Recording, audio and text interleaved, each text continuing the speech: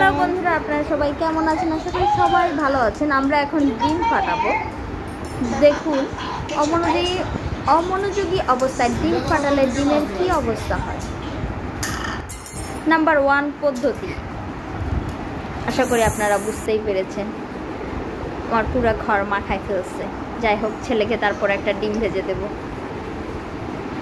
তারপর সে কাঁচা ডিমে একটু টেস্ট করছিল ভাজাটা হয়েছে কি না। না, তেমন ভালো লাগে নাই। তারপর আমাকে ভাজতে দেওয়া হয়।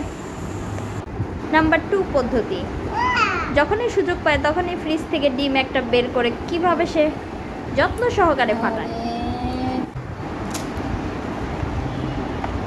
যাক, এটা প্লেটের উপরেই পড়েছে। তবে বেশ কিছুদিন আমার ঘরের অবস্থা 12টা বাজায় ফেলেছে সে একা একা ডিম ফাটাইতে গিয়ে। কারণ সবসময় তো আমি চোরকে ধরতে পারি না, কখন সে ফ্রিজ থেকে ডিম বের করে আর কখন সে ফাটায়। তারপর একে ভেজে দিলাম। তো সব সময় তাকে এই সুযোগ দেওয়া হয় না ফাটানোর, মাঝে মধ্যে ডিম নিয়ে রেখে দিই। এইবার আর তাকে ফাটাইতেই দিই নেই।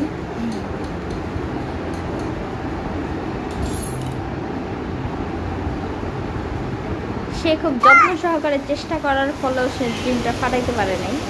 কী করো? তারপর আমরা সন্ধ্যার বৃষ্টি দেখতে চলে যাই।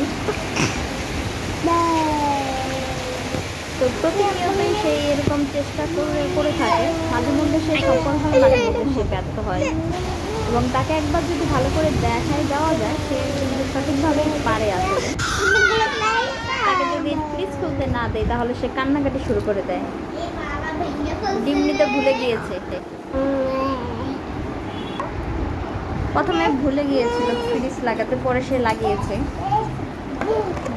যাই হোক, আপনাদের ভিডিওটা কেমন লাগলো অবশ্যই জানাবেন। নতুন নতুন ভিডিও পেতে অবশ্যই আমাকে ইন্সপায়ার করবেন, লাইক এবং শেয়ার করবেন ভালো লাগলে, আর ভালো না লাগলেও জানাবেন কমেন্টের মাধ্যমে। তো এই ফাঁকে আমার বাচ্চা আমাকে আর ভিডিও ভয়েস দিতে দিচ্ছে না, সে আরেকটা কাজ শুরু করে দিয়েছে, এখন তাকে ধরতে হবে। যাই হোক, আপনারা দেখতে থাকেন, পাশে থাকবেন। Thank you. আর ভালো লাগলে অবশ্যই কিন্তু যাওয়ার আগে সাবস্ক্রাইব করে যাবেন।